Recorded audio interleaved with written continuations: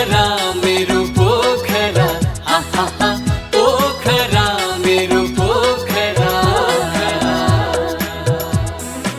स्वर्गको टुक्रा धरतीमा झरे जस्तो छ पोखरा। पोखरा महानगरको प्रस्तुति कार्यक्रम हाम्रो पोखरा राम्रो पोखरा।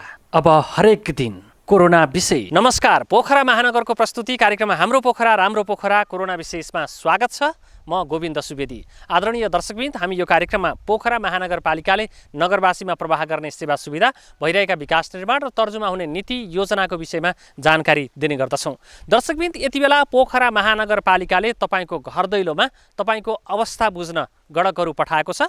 तथ्याङ्क सङ्कलनको काम भइरहेको छ। त्यसका आधारमा आगामी नीति योजना तर्जुमा गर्न सहज हुने र वास्तविकता के छ महानगरभित्रको त्यसलाई राम्रोसँग केलाउने काम हुन्छ र तदनुरूप त्रिवर्षीय, पञ्चवर्षीय र 20 वर्षीय रणनीतिक योजना तर्जुमाको तयारीमा पोखरा महानगरपालिकाको शहरी योजना आयोग लागेको छ। पक्कै पनि तपाईँको घरमा आउने गणकहरूलाई, तथ्याङ्क सङ्कलकहरूलाई उचित र सही सूचना दिएर वास्तविकता पत्ता लगाउने अथवा थाहा पाउने आधार तपाईँ खडा गर्नुहुनेछ, हामी यो अपेक्षा गरिरहेका छौँ। दर्शकवृन्द, आजको बसाइमा हामीले वडागत रूपमा भइरहेको विकास निर्माणको सन्दर्भ अन्तर्गत पोखरा महानगरपालिका वडा नम्बर 19मा कसरी विकास निर्माणको काम भइरहेको छ भन्ने सन्दर्भको जानकारी दिँदैछौँ। त्यसै गरी पोखरा महानगरपालिका शहरी योजना आयोगले तपाईँको घर दैलोमा खटाएका सङ्कलक, तथ्याङ्क सङ्कलकहरूको विषयमा पनि हामी जानकारी दिनेछौँ। काम कसरी भइरहेको छ, कसरी डाटा सङ्कलनको काम भइरहेको छ भन्ने सन्दर्भको सामग्री हामी प्रस्तुत गर्नेछौँ। त्यसै गरी हामी पोखरा महानगरपालिकाले विद्यालय जान नपाएका विद्यार्थी भाइ बहिनीलाई लक्षित गरी पोखरा शैक्षिक अभियान सञ्चालन गरिरहेको छ। त्यो शैक्षिक अभियान अन्तर्गतका गतिविधि पनि समावेश गर्नेछौँ। कार्यक्रमको प्रारम्भ गरौँ। पोखरा महानगरपालिका वडा नम्बर 19मा कसरी विकास निर्माणको काम भइरहेको छ यहाँबाट। हाम्रो पोखरा राम्रो पोखरा। सामाजिक दूरी कायम गर्दै र सुरक्षा विधि अपनाउँदै विकास निर्माणलाई अगाडि बढाउने नीति अनुरूप पोखरा महानगरपालिकाभित्र विकास निर्माणका कामले यो समयमा पनि गति लिएका छन्। पोखरा महानगरपालिकाको वडा नम्बर 19ले पनि लकडाउनको समयमा विभिन्न विकास निर्माणको कामलाई अगाडि बढाइरहेको छ। केन्द्र, प्रदेश र महानगरका योजनालाई लकडाउनका समयमा पनि अगाडि बढाइएको वडाध्यक्ष शोभामोहन पौडेलले जानकारी दिनुभएको छ। जनताका धेरै इच्छा चाहनाहरू असीमित थिए र छन् र विकास भनेको निरन्तर रहने चिज पनि हो। त्यसैसँग रहेर हामीले पहिलो वर्षमा नै भौतिक पूर्वाधारका हिसाबले सडकलाई पहिलो प्राथमिकताको रूपमा दियौँ र लामाचोर माछापुच्छ्रे खण्ड सडक निर्माण भइरहेकोलाई हामीले त्यो क्रममा पुरा गरिसकेका छौँ। र त्यस्तै गरी हामीले यो क्षेत्रमा रहेको माथिल्लो भेकमा घार्मी क्षेत्र जुन चाहिँ सुक्खा एरियाको रूपमा थियो, त्यहाँ लिफ्टिङ खानेपानी योजना देखिन्ट चाहन्छौँ 400 घरधुरीलाई अहिले केही समयभित्रै अब हामी पुरा गर्ने लक्ष्यमा छौँ र त्यहाँ एक घर एक धारा खानेपानी पुर्याउन सफल भइसकेका छौँ।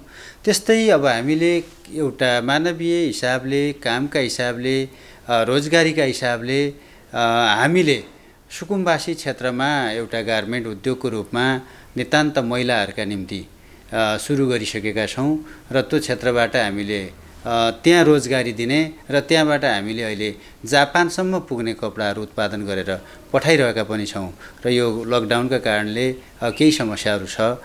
त्यसै गरी हामीले माछापुच्छ्रे सडक अन्तर्गत नै रहेर चितेपानीदेखि माछापुच्छ्रे गाउँपालिकासम्म कनेक्टिङ रोड जुन चाहिँ आज 7 करोड रुपियाँमा काम भइरहेको छ र त्यो अहिले पनि निर्माण कार्य भइरहेको छ र त्यो कनेक्टिङ भइसके पछाडि माछापुच्छ्रे गाउँपालिकासँग जोड्ने र राम्रो रूपबाट यातायात सञ्चालन गर्न सकिने हिसाबले पनि अगाडि बढेको छ। त्यस्तै कृषि क्याम्पसलाई हामीले निर्माणको कार्य सकेका छौँ। एक चरणको प्रशासकीय भवन बनाइसकेका थियौँ। त्यहाँ धेरै समस्याहरू थिए। ती समस्याहरूलाई समाधान गर्दै हामीले कृषि क्याम्पस अहिले चाहिँ अब 4थो वर्षमा प्रवेश गरिसकेको छ र एउटा हाम्रो महानगरपालिकाकै एउटा सम्पत्तिको रूपमा रहेको छ। त्यो सँगै हामीले अब पुरुन्चोर, सार्दीखोला, लामाचोर खानेपानी आयोजना अहिले बेसीचोकसम्म ल्याइपुर्याएका छौँ र मलाई लाग्छ यो खानेपानी योजना फेरि यो मर्दी पछाडिको योजनाको रूपमा रहेर काम चाहिँ यसमा भइरहेको छ र हामीले भित्री 50-50 का योजना अन्तर्गत भित्री बाटाहरू त्यसै गरी निर्माण गरेका छौँ भने विद्यालयमा विद्यालय सुधारका निम्ति हामीले पर्पल टटको कार्यक्रमसहित सञ्चालन गरेर शिक्षालाई विकास गर्ने क्रममा एउटा वडा एउटा नमुना विद्यालय बनाउने भन्ने क्रममा भारती भवनलाई अगाडि बढाइरहेका छौँ र यसैसँग जोडेर प्राविधिक शिक्षाले यस क्षेत्रमा आवश्यक छ भन्ने कुराको हामीलाई महसुस भइरहेको छ र अहिले जुन चाहिँ सामुदायिक विद्यालयहरूमध्येबाट पनि प्राविधिक शिक्षा दिने क्रममा चाहिँ जानुपर्छ भन्ने मलाई लागिरहेको छ। वडाभित्र रहेको सार्वजनिक जग्गा र सम्पत्तिको संरक्षण, पार्क निर्माण, सौन्दर्यकरण, वडाभित्र रहेको विद्यालयका पूर्वाधार विकास, सडक स्तरोन्नति, मोटरेबल पुल निर्माणका साथै खेल मैदान निर्माणका कामलाई वडाले निरन्तर गरिरहेको छ। विकास निर्माणको काम टेन्डर प्रक्रिया उपभोक्ता र निर्माण समिति मार्फत अगाडि बढाइएको हो। वृद्ध युवा र बालबालिका लक्षित कार्यक्रम, शिव विकास गर्ने खालका कार्यक्रमलाई पनि वडाले अगाडि बढाएको वडा नम्बर 19 का वडाध्यक्ष पौडेलले जानकारी दिनुभएको छ। हामीले स्वास्थ्यका क्षेत्रमा हामीले चाहिँ ज्येष्ठ नागरिक अध्ययन केन्द्र भनेर पनि सुरु गरिसकेका छौँ र हामीले चाहिँ 7वटा ठाउँमा अहिले चाहिँ बाआमाहरूलाई भजन कीर्तन, धर्मशास्त्र र पुस्ता हस्तान्तरण सँगै पुस्ता हस्तान्तरण पनि भन्ने कार्यक्रमका रूपमा हामीले अगाडि बढाइरहेका छौँ। असल बुहारी छोरी कार्यक्रम भनेर पनि हामीले घरमा आउँदा हाम्रो संस्कार संस्कृतिदेखि त लिएर हामी असल परिवारसँग जोडेर जाने कार्यक्रम महिलाहरूको बिचमा हामीले सञ्चालन गरिरहेको अवस्था पनि छ र सिङ्गो रूपमा एउटा भौतिक विकाससँगै मानवीय विकास रोजगारीसँग जोडिएका सवालहरूसँग हामीले तालिमहरू मोन्टेसोरीका ट्रेनिङ लिएर चाहिँ सुरु गरिसकेका छौँ। स्वरोजगारका हिसाबले हामीले कृषिमा चाहिँ तपाईँको चाहिँ बाख्रा पालन कार्यक्रम भनेर हामीले चाहिँ अहिले चाहिँ 50 घरलाई हामीले बाख्रा पालन सुरु गरेका छौँ। अत्यन्त राम्रो सफल भइरहेको छ। त्यस्तै गरी त्यो बाख्रा पालनबाट चाहिँ आय आर्जनका हिसाबले अहिले त 4-5वटा फर्महरू पनि विकास भइसकेको छ। हाइटेक टनेला बनाएर वास्तवमा हामीले सुरुवात गरिसकेका छौँ कृषि क्षेत्रका निम्ति र कृषि बजारको व्यवस्थापनका निम्ति हामीले लामाचौर चोकमा हाम्रो क्षेत्रबाट उत्पादित सामग्रीहरूलाई बिक्री वितरण र बजारको व्यवस्था पनि हामीले गर्नुपर्छ भनेर बजारको व्यवस्था गरेर हामीले हललाई निर्माण गरिसकेका छौँ र अर्ग्यानिक खेतीका निम्ति भनेर हामीले काउरे क्षेत्रलाई हामीले चाहिँ अर्ग्यानिक क्षेत्रका रूपमा विकास गरेका छौँ भने फलफुलका रूपमा घार्मी क्षेत्र र अन्नका रूपमा चाहिँ तपाईँको पुरुन्चोर क्षेत्रलाई हामीले चाहिँ विकास गरिरहेका छौँ र अगाडि बढाएका छौँ भने यो लामाचौरको समूह भाग शहरी क्षेत्रका रूपमा यसलाई विकास गर्ने क्रममा अगाडि बढिरहेको छ। अब यसैसँग जोडेर हामीले चाहिँ अहिले काम गरिरहँदा ह्याम्जासम्मको बाटोलाई हामीले जोड्ने क्रममा पनि हाम्जा र हाम्रो सहकार्यमा चाहिँ पुल निर्माण भइसकेर अब त्यो बाटो निर्माणको कार्यलाई पनि अगाडि बढाएका छौँ। हाम्रो पोखरा राम्रो पोखरा। दर्शकबिन्द, पोखरा महानगरपालिका वडा नम्बर 19 मा विकास निर्माणको काम कसरी भइरहेको छ भन्ने सन्दर्भको जानकारी हामीले प्रस्तुत गरिसकेका छौँ। अबको क्रममा हामीले पोखरा महानगरपालिकाको शहरी योजना आयोगले यति बेला तथ्याङ्क सङ्कलनको लागि तपाईँको घर दैलोमा तथ्याङ्क सङ्कलकहरू पठाइरहेको छ। उनीहरूले कसरी तथ्याङ्क सङ्कलन गरिरहेका छन् र यो तथ्याङ्क सङ्कलन गरिसकेपछि कसरी सहज अवस्था आउँछ योजना तर्जुमा गर्नका लागि भन्ने सन्दर्भलाई देखाउँदैछौँ। यति बेला पोखरा महानगरपालिका आगामी आर्थिक वर्षको नीति योजना र कार्यक्रमको तयारीमा रहेको छ। महानगरको शहरी योजना आयोग महाशाखाहरू र शाखाहरूले समावेश गर्ने विषयवस्तुलाई केलाउने काम गरिरहेका छन्। कोरोना संक्रमणको कारण बेहोर्नु परेको क्षति, रोकिएका पूर्वाधारका काम र क्षतिलाई कसरी न्यूनीकरण गर्ने अनि रोजगारी सिर्जना गर्नका लागि कस्ता योजनालाई प्राथमिकता दिने भन्ने विषयमा अहिले महानगरको शहरी योजना आयोग केन्द्रित रहेको छ। यसैगरी पोखरा महानगरपालिकाले छिट्टै त्रिवर्षीय, पञ्चवर्षीय र 20 वर्षीय दीर्घकालीन योजनाको तयारी पनि गर्दैछ। यिनै योजनाको आधार तयार पार्न र महानगरपालिकाभित्रका नागरिकको वास्तविक अवस्था, उनीहरूको जीवनस्तर, चाहना र रुचि बुझ्न अथवा महानगरकै वास्तविक तथ्याङ्क लिन यति बेला सबै वडामा तथ्याङ्क सङ्कलकहरू खटाइएको छ। यसरी तथ्याङ्क सङ्कलनका लागि खटिएका सङ्कलकहरू जनताको घर दैलोमा पुगेका छन् र डाटा लिने काम गरिरहेका छन्। डाटा लिन आउने सङ्कलकलाई नगरवासीले सहयोग गरिरहेका छन्। यो डाटा सङ्कलन गर्न आउनुभएको थियो। अब के सोध्नु? उहाँले चाहिँ तपाईँहरूको घरमुलीको नामदेखि परिवारमा भएको सबै सदस्यहरूको नाम, उमेर, घरको क्षेत्रफल, आय स्रोत, अनि ब्याङ्क खाता, अनि केमा खर्च हुन्छ, प्रोग्राममा अब के छ, कसो छ, शैक्षिक पढे लेखेको त्यो कति छ, कतिसम्म पढेकोहरू छन्, अनि अब व्यापार व्यवसाय के छ त्यो सबै सोध्नुभयो। अब भएको जति भनिदिए सबै। नमस्कार, मेरो नाम जितेन्द्र नापित। म यहीँ 2 नम्बर वडाको स्थानीय बासिन्दा। मेरो सानो व्यापार पनि छ। अब यो सरकारको जुन कदम छ, जुन हाम्रो यो महानगरपालिकाको शहरी योजनाको जुन राम्रो छ, यो जुन चाहिँ अब सर्वेक्षण फर्म खोल्नुभएको छ, उहाँ दिदीहरू आउनुभएको छ मूल्याङ्कन उस गर्नलाई। उहाँको जुन सरकारले यो चाल्नुभएको जुन कदम छ, उहाँलाई म स्वागत नै गर्न चाहन्छु। अब जुन यो डाटा सङ्कलन गर्नु एउटा योजना सरकारले ल्याउनु भएको रहेछ। यसका साथसाथै उनीहरू महानगरले आफूहरूको अवस्था बुझेर उपयोगी र समृद्ध महानगर बनाउने अपेक्षा पनि गरिरहेका छन्। तथ्याङ्क सङ्कलकहरूलाई तालिम दिएर वडा मार्फत खटाइएको छ। यो डाटा सङ्कलन गर्न वडाबाट हामी 8 जना दिदीबहिनीहरूलाई खटाउनु भएको थियो। यसैको लागि हामी वडामा आएर डाटा सङ्कलन गर्न अब आधा काम जति भइसक्यो। हामीलाई वडाले जे भनेको थियो त्यो सबै कुराहरू यहाँ बासिन्दाहरूलाई सम्झाउँदा जनताले सम्झेर हामीलाई अहिले सहज रूपमै डाटा सङ्कलन गर्न उहाँहरूले पनि सहयोग गर्नुभयो। हामीले उहाँहरूलाई उहाँको आम्दानी, उहाँको परिवारमा कति सङ्ख्या छ, उहाँको आम्दानी कस्तो छ, उहाँहरूका वैदेशिक रोजगारीमा को जानुभएको छ, को यहीँ बस्नुभएको छ, के काम गर्नुहुन्छ, कसरी आफ्नो जीवन धान्नु भएको छ, ती सबै कुराहरू सङ्कलन गरेर हामीले पेश गरेका छौँ। यसरी वडामा खटाइएका तथ्याङ्क सङ्कलकहरूले वर्तमान अवस्थाको आधार दिने र त्यसैका आधारमा आगामी योजना बनाइने बताउनुहुन्छ शहरी योजना आयोगका सदस्य आर्किटेक्ट इन्जिनियर बाबुराम भण्डारी। अहिले महानगरपालिकाको बृहत पार्श्व चित्र निर्माण गर्ने क्रममा छ। यहाँहरूको घर घरमा पनि हाम्रा गणकहरू पक्कै पुग्नु भएको छ होला। हामीले पोखरा महानगरपालिकाका 33 वडाहरूमा यसको सामाजिक तथ्याङ्कहरू सङ्कलन गर्ने अभियानमा लागेका छौँ र ती सङ्कलित तथ्याङ्कहरूको मद्दतबाट हामी पोखरा महानगरपालिकाको त्रिवर्षीय, पञ्चवर्षीय र दीर्घकालीन भिजन तय गरेर पोखरा महानगरपालिकालाई एउटा व्यवस्थित र विशिष्टीकृत प्लान गरेर अगाडि बढाउने सन्दर्भमा हामीले 33 जना गणकहरूको सुपरभाइजरहरूलाई तालिम शुद्ध प्रदान गरेर र उहाँहरू अन्तर्गत प्रत्येक वडामा 15 देखि 20 जना गणकहरू गर्दा हाराहारी 500 जना जति जनशक्ति हामीले परिचालन गरेर यहाँहरूको घर घरबाट त्यो तथ्याङ्क सङ्कलन गर्ने कार्य गरेका छौँ र यो तथ्याङ्कले पोखरा महानगरपालिकाको ध्येय सेट गर्नलाई सहयोग पुग्ने अपेक्षा हामीले लिएका छौँ र म यसै सन्दर्भमा सम्पूर्ण महानगरवासीहरूलाई के पनि अनुरोध गर्न चाहन्छु भने तपाईहरूको घर घरमा आउनुभएका गणकहरूलाई एकदमै सत्य र तथ्यगत हिसाबका तथ्याङ्कहरू प्रदान गरेर सहयोग गरिदिनु हुन म हार्दिक अनुरोध गर्दछु। त्यसले गर्दा महानगरले प्रदान गर्ने सम्पूर्ण गतिविधिहरू, महानगरले योजना तर्जुमा गर्दाखेरि अपनाउनु पर्ने पूर्व सतर्कताहरू र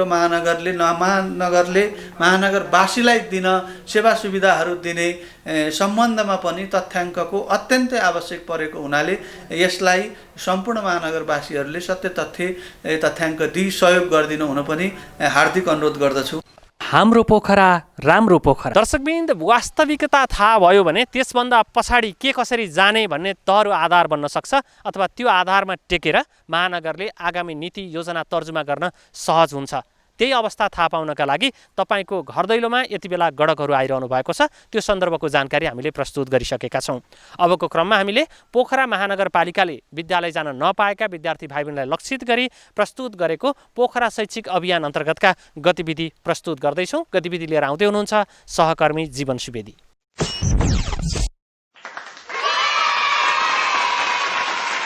धन्यवाद गोविन्दजी। पोखरा शैक्षिक अभियान अन्तर्गत आज पनि हामी विविध शैक्षिक विषयवस्तुका साथमा उपस्थित भएका छौँ। आज पनि हामीले हिजो पोखराको भद्रकाली माध्यमिक विद्यालयका प्राचार्य घनश्याम रिजाल सरको प्रस्तुति राख्दै थियौँ। उहाँले मेन्डलको बारेमा केही कुराहरू भन्दै हुनुहुन्थ्यो। त्यो प्रस्तुतिलाई हामी समय अभावका कारण पुरा गर्न सकेका थिएनौँ।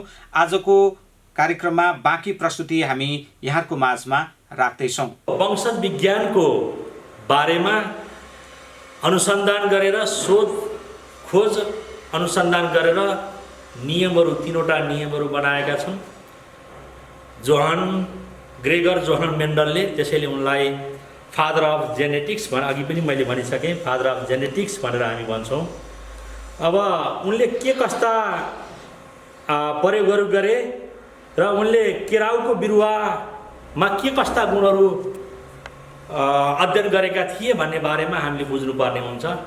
योभन्दा पनि पहिला भाइ बहिनीहरूलाई मैले के भनौँ भने उनले केराउको बिरुवा नै किन छाने यो बारेमा पनि हामीले बुझ्छौँ। यहाँ केराउका फरक गुणहरू के थिए, उनले के अध्ययन गरे त पहिला यसको बारेमा एउटा चित्र हेरौँ। भाइ बहिनीहरू, यो चित्रमा यहाँहरूले देख्न सक्नुहुन्छ यो केराउका विभिन्न गुणहरू हुन्। यो लास्टको यो चित्रमा हेर्नुभयो भने एउटा केराउ होचो छ, एउटा केराउ अग्लो छ। यो फरक गुण छ। यो होचो केराउ र अग्लो केराउको बिचमा उनले परपरागसेचन क्रिया गराएका थिए।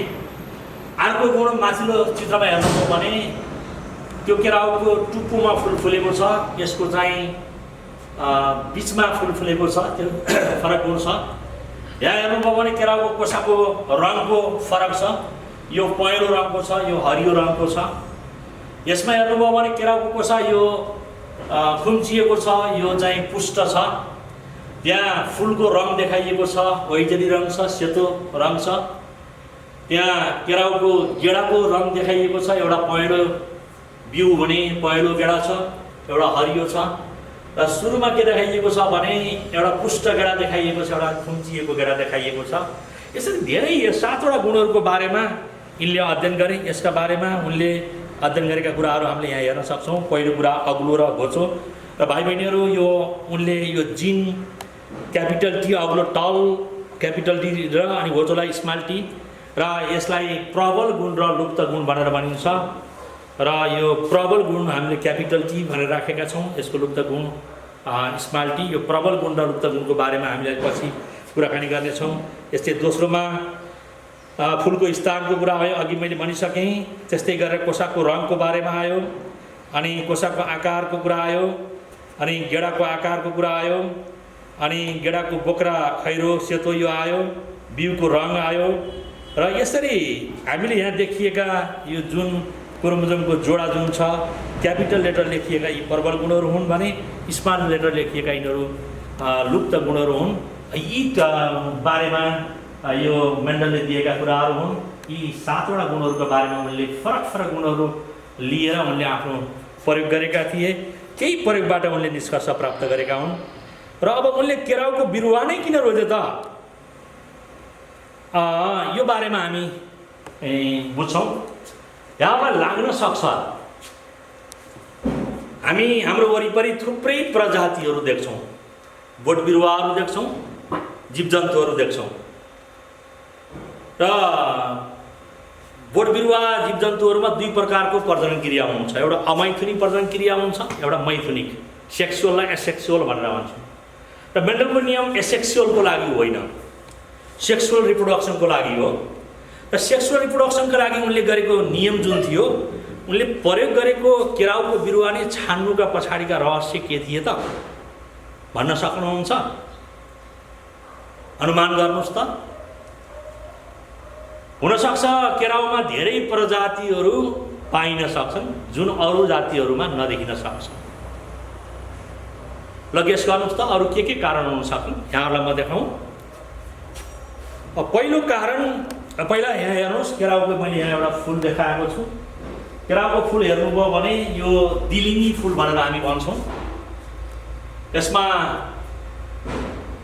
पुंकेसर स्त्रीकेसर दुवै हुन्छन्। यो बन्द किसिमको फुल हो, दिलिङ्गी भन्छौँ, उभयलिङ्गी भनेर भन्छौँ।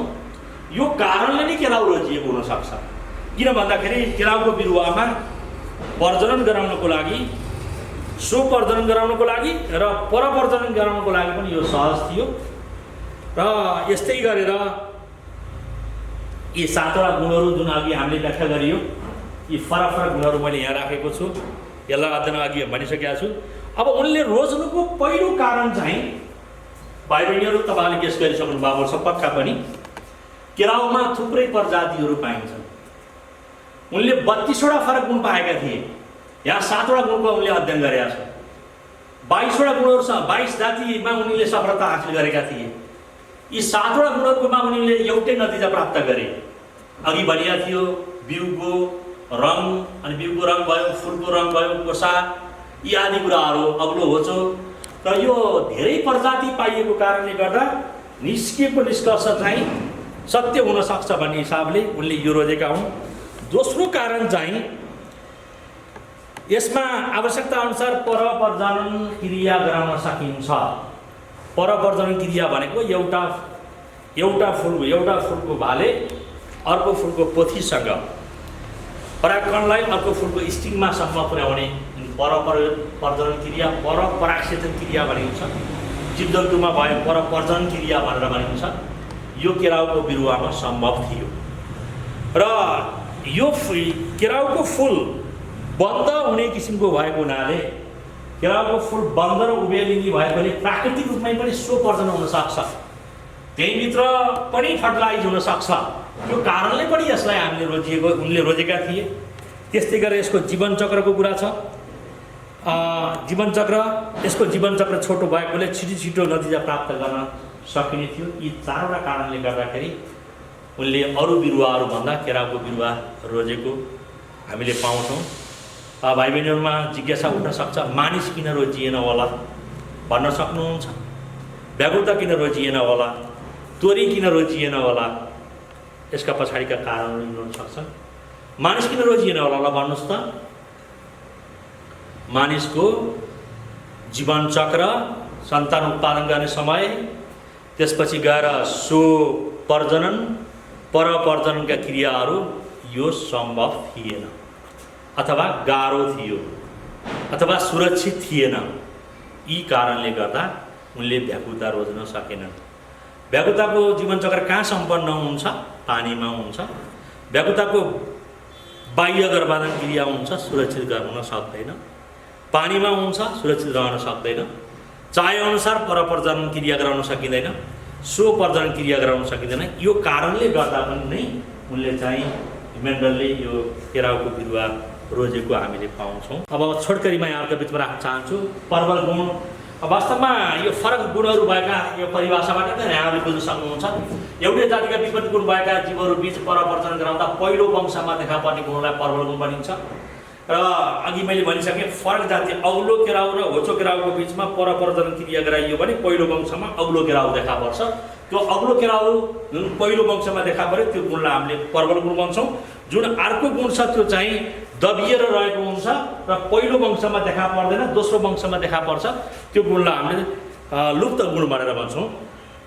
यो लुप्त गुण एउटै जातिका विपरीत गुण भएका जीवहरू बीच परप्रजन गराउँदा पहिलो वंशमा देखा नपर्ने वा लुप्त रहने गुणलाई लुप्त गुण भनिन्छ। जस्तै अग्लो बोट हुने केराउ र होचो बोट हुने केराउ बीच परागसेचन क्रिया गराउँदा होचो गुण लुप्त गुण हुन्छ। यो हामीले बुझ्नुपर्ने हुन्छ यो निष्कर्ष सम्बन्धी बुझ्दाखेरि। अनि ठिमाहा यहाँले सुन्नुभएको शब्द पनि हो। एउटै जातिका विपरीत गुण भएका जीवहरू बीच परप्रजन क्रिया गराउँदा पहिलो वंशमा देखा पर्ने जीवहरूलाई ठिमा भनिन्छ। ठिमा कस्तो हुन्छ? पर्वल गुण देखा पर्ने गुण हुन्छ। ठिमा यो हामीले पहिलो वंशमा पर्वल गुण भएका देखा पर्ने गुण पर्वल गुण हुन्छ र दबिएर रहेको गुणलाई हामी लुप्त गुण भन्छौँ।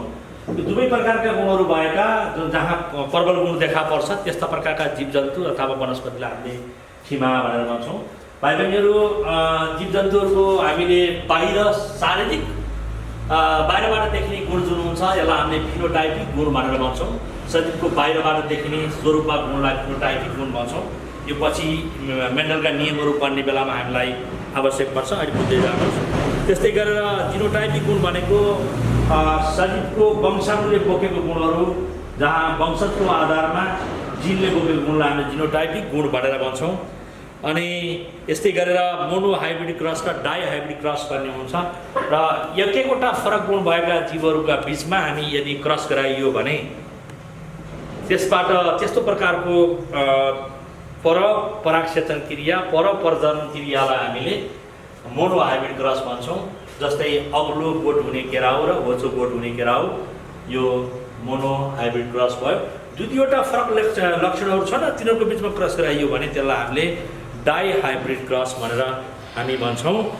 भाइ बहिनीहरू, अब आज यहाँलाई मेन्डलले के प्रयोग गरे र त्यसबाट के निष्कर्ष प्राप्त भयो भन्ने विषयमा यहाँहरूलाई मैले केही कुराहरू सिकाउँछु। यहाँले चित्रमा देखिरहनु भएको छ, भिडियोमा दुईवटा बाबा मम्मी र बच्चाहरूको कुरा छ। यहाँ एउटा कान चाहिँ यो लोती जोडिएको र एउटा नजोडिएको छ र यो सन्ततिमा पुग्दाखेरि दुवै किन जान सकेन र बाबा मम्मीबाट सन्ततिहरूमा गुणहरू सर्दै जाँदा सबै गुणहरू बाबाका मात्रै र मम्मीका मात्रै सर्छन् भन्ने छैन। यसको लागि निश्चित नियमहरू छन्। ती नियमहरू के छन् भन्ने बारेमा मेन्डलले एउटा प्रयोग गरे। मैले अघिल्लो कक्षामा पनि यहाँहरूलाई भनेको थिएँ, उनले यही किसिमको प्रयोगका लागि केराउको बिरुवा छानेका थिए र केराउको बिरुवामा पनि विशेष गरेर एउटा गुण अग्लो बोट हुने केराउ र होचो बोट हुने केराउ। यहाँले चित्रमा देख्नुहुन्छ, अग्लो बोट हुने केराउ र होचो बोट हुने केराउ। अग्लो बोट हुने केराउ जसको चाहिँ हामीले क्यापिटल टी भन्यौँ। होचो बोट हुने केराउ स्मल टी जुन प्रबल गुण र लुप्त गुणका कुराहरू हामीले अघि गरेका थियौँ। यहाँ उनले गरेको प्रयोग, उनले पढेको युनिभर्सिटीको बारेमा पनि यहाँ देखाइएको छ र उनले सुरक्षित साथ आफ्नो घरको करेसाबारीमा दुई प्रकारका केराउहरू रोपे। एउटा अग्लो बोट हुने थियो, कस्तो थियो, अग्लो बोट हुने थियो, अर्को होचो बोट हुने थियो। यसलाई सुरक्षित साथ हुर्काइसकेपछि यसमा परपरागसेचन क्रिया गराइयो। यानि कि परपरागसेचन क्रिया भन्नाले भाइ बहिनीले बुझ्नुपर्ने कुरा के छ भने एउटाको परागकण, एउटा बिरुवाको परागकण अर्को बिरुवाको स्टिग्मासम्म पुग्ने प्रक्रिया अपनाइयो सुरक्षित साथ। र यसरी उनले परपरागसेचन क्रिया गराइसकेपछि ती केराउहरूबाट बिउ प्राप्त भयो र पहिलो वंशमा ती बिउहरू रोपिसकेपछि उम्रिएका केराउहरू सबै अग्ला केराउहरू देखा परे र अग्ला केराउहरू देख्ने बित्तिकै यहाँबाट के कुरा बुझियो त भन्दाखेरि यी केराउहरू पहिलो वंशमा जुन दुईटा गुणहरूको कुरा गरेका थियौँ, अग्लो गुण र होचो गुण। अग्लो गुण प्रबल गुण थियो, होचो गुण लुप्त गुण थियो। पहिलो वंशमा प्रबल गुण मात्र देखा पर्यो, लुप्त गुण दबिएर रह्यो र यस्ता प्रकारका केराउलाई उनले नाम दिए, ठिमाहा भनेर उनले नाम दिए र यो पहिलो वंशमा सबै केराउहरू ठिमाहा केराउहरू देखा परे। यो पहिलो वंशमा देखा परेका कुराहरू अग्लो होचो र F1 जेनेरेसन जुन देख्नुभयो, यो F1 जेनेरेसनमा सबै अग्लाहरू देखा परे र अनि ती केराउहरूबाट निस्किएका बिउहरूलाई फेरि उनले चाहिँ सुरक्षित साथ आफ्नो करेसाबारीमा रोपे। रोपिसकेपछि त्यहाँबाट निस्किएका केराउहरूको बिरुवाहरू हेर्दाखेरि त्यसमा तीन प्रकारका केराउहरू देखा परे। एउटा शुद्ध अग्लो केराउ देखा पर्यो र दुईवटा चाहिँ ठिमाहा अग्ला केराउहरू देखियो र एउटा चाहिँ होचो। यो भनेको अर्थ 75% अग्ला केराउ र 25% होचा केराउहरू देखा परे र यो अग्लो र होचोको बिचमा बाहिरबाट देख्दाखेरि देखिने गुण जुन फिनोटाइपिक गुण जुन थियो, त्यो फिनोटाइपिक गुण चाहिँ 3:1 देखियो र अनि अग्लो र होचो गुणको जिनोटाइपिक गुण 1:2:1 देखा पर्यो। यो दोस्रो वंशको नतिजा र अब त्यस पछाडिका वंशहरूमा यही तरिकाबाट अगाडि बढेको उनले निष्कर्ष प्राप्त गरे। यसरी भाइ बहिनीहरू उनले आफ्नो प्रयोग गरे र निष्कर्ष निकालेर र जसअनुसार उनले तीनवटा नियमहरू उनले गरे। यो मोनोहाइब्रिड क्रसको नियम थियो, त्यस्तै उनले डाइहाइब्रिड क्रसमा पनि गरे। हाम्रो करिकुलममा मोनोहाइब्रिड क्रसको नियमको बारेमा दिएको कारणले भाइ बहिनीले बुझ्नु पर्यो। पहिलो वंशमा सबै ठिमाहाहरू देखा परे, दोस्रो वंशमा अग्लो र होचोको फिनोटाइपिक गुणको अनुपात 3:1 रह्यो भने जिनोटाइपिक गुणको अनुपात 1:2:1 रह्यो। भाइ बहिनीहरू, यो मेन्डलले गरेको प्रयोगको बारेमा यहाँहरूलाई मैले यो भिजुअलबाट पनि देख्न सक्नुहुन्छ र कुरा पनि यसरी भन्न सकिन्छ।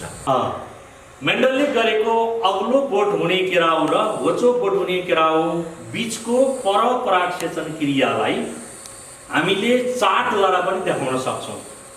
यहाँहरूले बुझ्नुपर्ने कुरा, प्योर टल शुद्ध अग्लो, प्योर ड्राफ्ट शुद्ध होचो बिरुवा, केराउका बिरुवा, यिनीहरू हामी प्यारेन्ट्स भन्यौँ, बाबुआमा भए। यो क्यापिटल टी स्मल टी यिनीहरूको बिचमा परपरागसेचन क्रिया सुरक्षित साथ उनले सम्पन्न गरे, अघि व्याख्या गरिएको छ। F1 जेनेरेसनमा यो टिटीबाट देखिएका ग्यामेट्सहरू क्यापिटल टी, होचो बिरुवाबाट देखिएका ग्यामेट्सहरू स्मल टी, यिनीहरूको बिचमा क्रस पोलिनेसन हुँदा पहिलो वंशमा यो क्रस गर्ने तरिका पनि यहाँले बुझ्नुहोस्। यो टीसँग यो T, capital T, small T, यो T, capital T, small T, त्यही तरिकाबाट यो T, capital T, small T सबै एकै प्रकारका बिरुवाहरू पहिलो वंशमा देखा परे। यो पहिलो वंशमा हेर्दाखेरि यिनीहरू कुनै पनि शुद्ध थिएन, किन भन्दा यसमा क्यापिटल टी पनि छ, स्मल टी पनि छ। भाइ बहिनीहरूले परीक्षामा सोद्धाखेरि यो किसिमको चार्ट सोधिन्छ। अग्लो बढुने केराउ र होचो बढुने केराउको बिचमा पहिलो वंशमा परपरागसेचन क्रिया गराउँदा कस्ता बिरुवाहरू देखा पर्छन् भन्दा पहिलो वंशमा परपरागसेचन क्रिया गराएर हेर्दाखेरि यो सबै एकै प्रकारका बिरुवाहरू देखा पर्छन्। यसमा पर्वल गुण देखा पर्छ। यद्यपि दुवै गुणहरू यहाँ छन् र होचो गुण लुप्त रहेको हुन्छ, दबिएर रहेको हुन्छ, त्यसलाई हामीले लुप्त गुण भनेर भन्छौँ। पहिलो वंशमा पर्वल गुण देखा पर्छ र सबै अग्ला हुन्छन्। यद्यपि यिनीहरू शुद्ध अग्ला बिरुवाहरू होइनन्, यिनीहरू ठिमा हुन्। मेन्डलको परिभाषा अनुसार पहिलो वंशमा देखिने यी पर्वल गुण देखा परेका यी बिरुवाहरूलाई हामीले ठिमाहा बिरुवा भन्छौँ। यिनीहरूको स्वरूप अग्लो हुन्छ। यिनीहरूको जिनोटाइप र फिनोटाइप सबै हेर्दाखेरि बाहिरबाट हेर्दा पनि यो हेर्दाखेरि सबै T, capital T, small T हुन्छ र सबै एकै प्रकारका हुन्छ। अब यी बिरुवाहरू बीच स्वपरागसेचन क्रिया गराउँदा कस्तो नतिजा निस्कन्छ हामी दोस्रोमा हेर्छौँ। अब दोस्रो वंशको लागि पहिलो वंशबाट हाइब्रिड जुन मैले अघि भने ठिमाहा, यो ठिमाहा टल यो जुन हामी हाइब्रिड टल छ अग्लो बिरुवा हो। यसका ग्यामेट्सहरू क्यापिटल टी, स्मल टी, त्यसको gametes capital T, small T, यिनीहरूको बिचमा हामीले स्वपरागसेचन क्रिया गराउँदा भाइ बहिनीहरूले यहाँ देख्न सक्नुहुन्छ यो टी र यो टी अनि यो क्यापिटल टी, यो क्यापिटल टी, त्यस्तै गरेर capital T, small T, small T, यहाँ तीन प्रकारका बिरुवाहरू देखा पर्छ। क्यापिटल टी यो शुद्ध अग्लो बिरुवा हो। यिनीहरू ठिमाहा अग्ला बिरुवाहरू हुन्। स्मल टी होचो बिरुवा हो, शुद्ध होचो बिरुवा हो र यसलाई हामीले बाहिरबाट हेऱ्यौँ भने फिनोटाइपिकली हेऱ्यौँ भने यसमा अग्लाको सङ्ख्या 1, 2, 3, होचोको सङ्ख्या 1 भयो, 3:1 भयो, अथवा 75% अग्ला देखिए 25% होचो देखियो। यिनीहरूको फिनोटाइपिक रेसियो 3:1 भयो। तर यसलाई यिनको जिनको आधारमा हेरियो भने यो पनि अग्लो तर यिनीहरू समान अग्ला होइन, यो शुद्ध अग्लो हो। यिनीहरू ठिमा अग्ला हुन्, यो शुद्ध होचो हो। गर्दा 1, यो दुईवटा 2, यो 1:2:1 हुन्छ।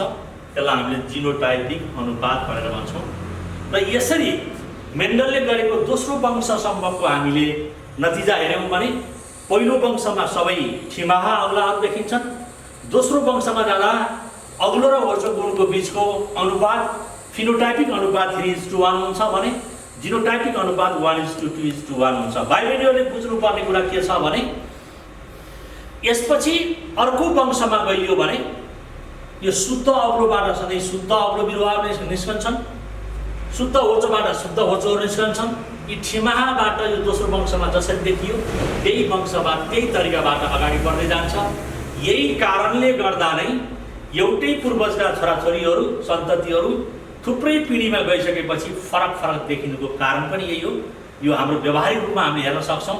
र यसरी दोस्रो वंशसम्म र तेस्रो वंश, चौथो वंश यसरी जाने गर्छ। परीक्षामा हामीलाई यसरी पहिलो वंश र दोस्रो वंशको चार्टद्वारा देखाऊ र त्यसमा भएको फिनोटाइपिक र जिनोटाइपिक अनुपात पनि लेख भनेर हामीलाई प्रश्न आउँछ। पछाडि प्रश्नहरू पनि छन् र भाइ बहिनीले यो चार्टको बारेमा विशेष जान्नुपर्ने हुन्छ। मेन्डलले प्रयोग गरेर निकालेको निष्कर्ष यही हो। यसका आधारमा उनले 3वटा नियमहरू बनाएका छन्। पहिलो नियम प्रबलताको नियम, दोस्रो नियम लैङ्गिक शुद्धताको नियम, तेस्रो नियम स्वतन्त्र गुण प्रसारणको नियम। यो 3वटा नियम दिएको कारणले उनलाई हामीले जनन विज्ञानको पिता भनेर भन्छौँ। र भाइ बहिनी, अब भोलिको क्लासमा यहाँहरूलाई यो हिजो र आज पढाइएको क्लासबाट प्राप्त नतिजा जुन हामीले जे कुराहरू सिक्यौँ, यसबाट हाम्रो एसई परीक्षामा के कस्ता किसिमका क्याटेगोराइजका प्रश्नहरू सोधिन्छन् त्यसलाई क्विजको मार्फतबाट र अनि समूह क, समूह ख, समूह ग, समूह ग विभिन्न प्रकारका छोटा उत्तर आउने र अनि लामो उत्तर आउने प्रश्नहरूको बारेमा मैले भोलिको पाठमा सिकाउने छु। हस्, धन्यवाद, नमस्कार।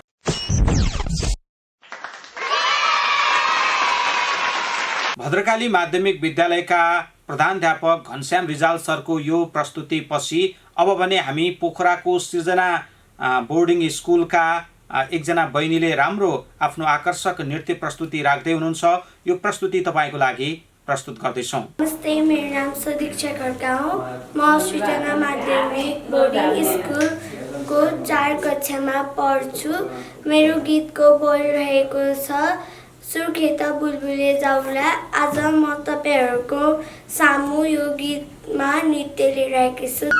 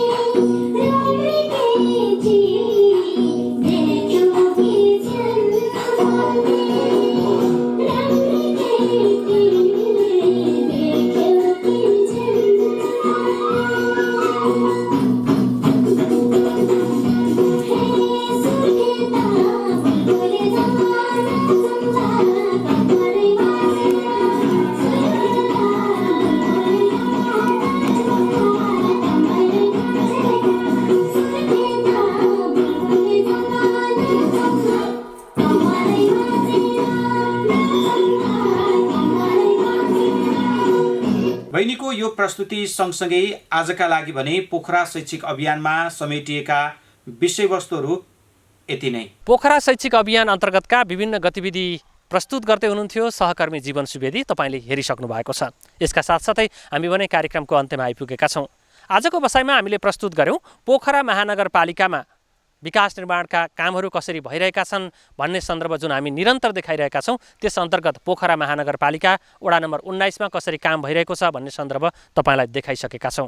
त्यसै गरी हामीले प्रस्तुत गऱ्यौँ पोखरा महानगरपालिका सहरी योजना आयोगले यति बेला तथ्याङ्क सङ्कलकहरू तपाईँको घर दैलोमा पठाइरहेको छ, कसरी काम भइरहेको छ भन्ने सन्दर्भ पनि हामी तपाईँलाई प्रस्तुत गरिसकेका छौँ। त्यसै गरी पोखरा महानगरपालिकाले विद्यालय जान नपाएका विद्यार्थी भाइ बहिनीलाई लक्षित गरी पोखरा शैक्षिक अभियान सञ्चालन गरिरहेको छ। त्यो अभियान अन्तर्गतका गतिविधि पनि तपाईँ हेरिसक्नु भएको छ। यतिन्जेलसम्म कार्यक्रम हेरिदिनु भयो, तपाईँ सम्पूर्ण दर्शकप्रति विशेष आभार प्रकट गर्छु र हाम्रो सम्पूर्ण युनिटका साथ मलाई पनि आज्ञा दिनुहोस्। नमस्कार।